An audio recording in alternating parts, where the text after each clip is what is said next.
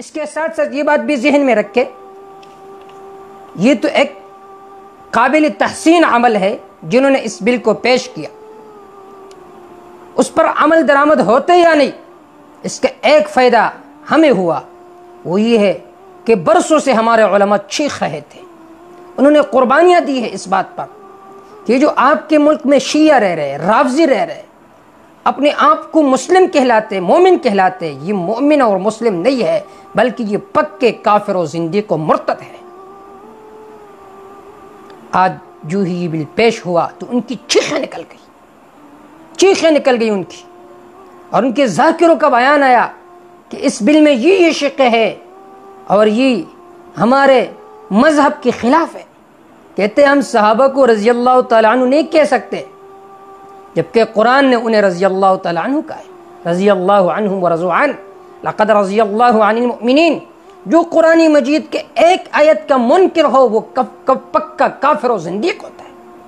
تو اس سے معلوم ہوا کہ شیعت تحریف قرآن کی بھی قائل ہے، اور جو تحریف قرآن کے قائل ہو وہ کافر ہوتا ہے۔ کہتے ہم صحابہ کو راشدین نہیں کہہ سکتے، خلفائے راشدین، جبکہ قرآن نے انہیں راشدین کہا، اولئک ہم الراشدون، اولئک ہم المؤمنون حقا، کہ صحابہ پکے مومن ہے، اور یہ شیعہ اور رافضی و ذاکر کہتے ہیں ہم انہیں راشدین نہیں کہہ سکتے۔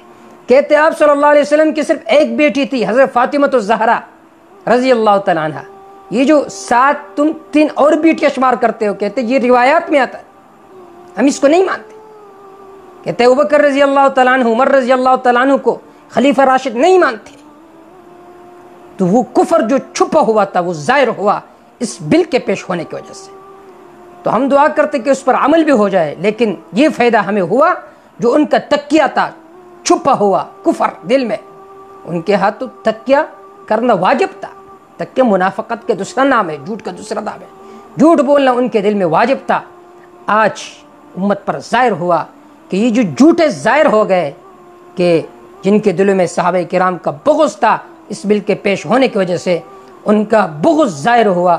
اللہ تعالیٰ اس مقدس زمین کو ان لوگوں سے پاک فرمائے جو دن و رات تبرہ بازی کرتے ہیں صحابہ کرام پر، اور صحابہ کرام رضوان اللہ تعالی علیہم اجمعین کے نقش قدم پر اللہ ہمیں چلنے کی توفیق عطا فرمائے۔